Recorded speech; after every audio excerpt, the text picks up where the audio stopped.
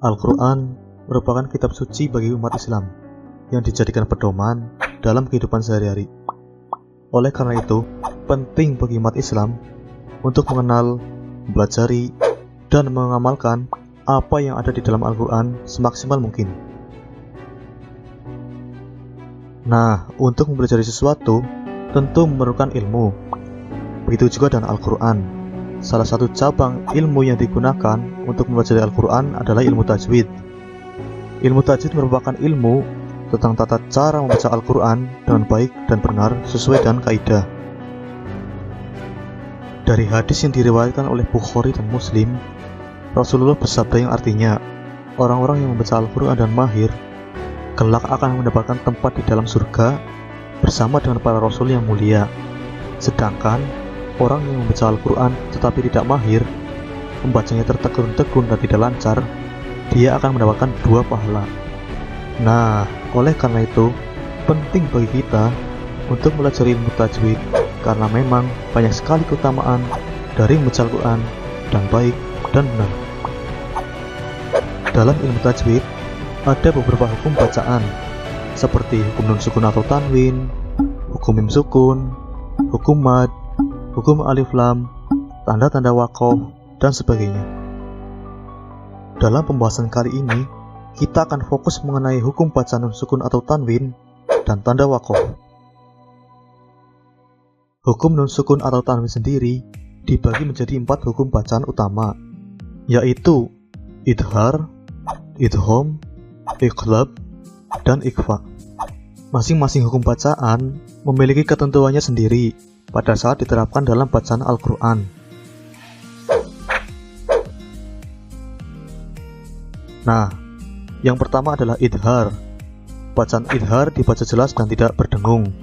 Untuk ketentuannya sendiri, apabila nun sukun atau tanwin bertemu dengan salah satu dari 6 huruf, yaitu alif, ha, kho, ain, ghin, dan ha, maka bacaan tersebut dibaca jelas. Contohnya adalah man aman, min hadid, min khair, sami'un alim, in haza. Kemudian hukum bacaan idgham atau masuk, seperti artinya apabila nun sukun atau tanwin bertemu dengan 6 huruf, yaitu ro, lam, mim, nun, waw, dan ya, maka cara membacanya yaitu dengan memasukkan huruf di depannya.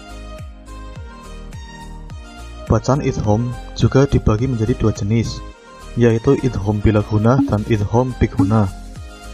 Ro dan lam merupakan huruf bila gunah, sehingga saat sedang idgham tidak disertai dengan dengung. Contoh bacaan idgham bila gunah yaitu hudalil muttaqin, ghafurur rahim. Sementara huruf mim, nun, waw, dan ya merupakan huruf bi gunah, sehingga saat sedang idgham disertai dengan dengung. Contoh bacaan idgham bi gunah adalah lan nasbir, wa mamma, wa may ya'mal.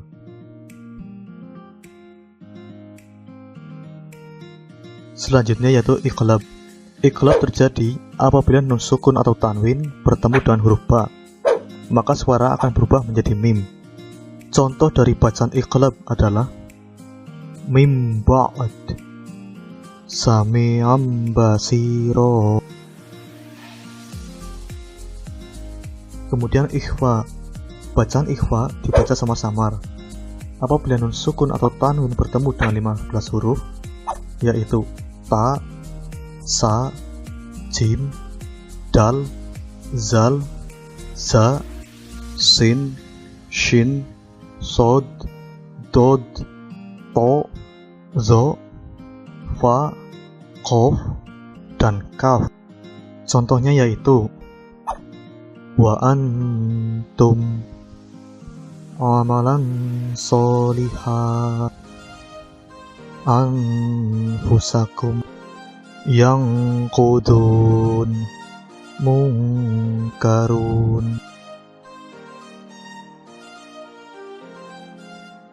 Dalam ilmu tajwid, waqaf artinya berhenti atau menghentikan bacaan. Jadi, saat membaca Al-Quran, kita tidak boleh sembarangan berhenti atau meneruskan bacaan, karena bisa jadi dapat merubah arti dari sebuah bacaan. Nah, kali ini kita akan membahas tanda waqaf yang sering dijumpai dalam bacaan Al-Quran. Yang pertama yaitu tanda waqaf mim atau tanda waqaf lazim. Jika dalam suatu bacaan ditemui tanda waqaf mim, maka harus berhenti pada tanda tersebut. Hal ini bukanlah anjuran, namun merupakan suatu keharusan bagi yang mengetahui maksud dari tanda tersebut. Selanjutnya yaitu tanda waqaf lam. Apabila suatu bacaan ditemui waqaf lam, maka tidak boleh berhenti pada tanda tersebut, karena memang bukan tempat untuk waqaf, kecuali dalam keadaan sangat terpaksa. Misalnya, nafas sudah tidak kuat dan tidak menemui tanda maupun tempat waqaf terdekat, maka bisa waqaf pada tanda lam ini. Kemudian tanda waqaf jim atau waqaf jaiz. Jika di suatu bacaan menjumpai tanda waqaf jim, maka diperbolehkan untuk berhenti maupun dilanjutkan. Jadi, tidak ada anjuran kuat untuk waqaf maupun melanjutkan bacaan. Boleh berhenti, boleh terus. Lalu waqaf sod lam ya atau waqaf waslu aula, yang apabila suatu bacaan ditemui waqaf sod lam ya, maka lebih utama dibaca terus, meskipun boleh berhenti. Jadi, lebih baik melanjutkan bacaan daripada berhenti. Selanjutnya tanda waqaf aula. Apabila di suatu bacaan menemui tanda qaf lam ya, maka lebih utama berhenti, walaupun diperbolehkan untuk melanjutkan. Oleh karena itu, lebih baik waqaf, meskipun masih kuat melanjutkan bacaan. Tanda waqaf yang terakhir dalam pembahasan ini, yaitu waqaf mu'anaqah atau muraqabah. Tanda waqaf ini berupa titik 3, yang akan muncul 2 kali dalam suatu bacaan.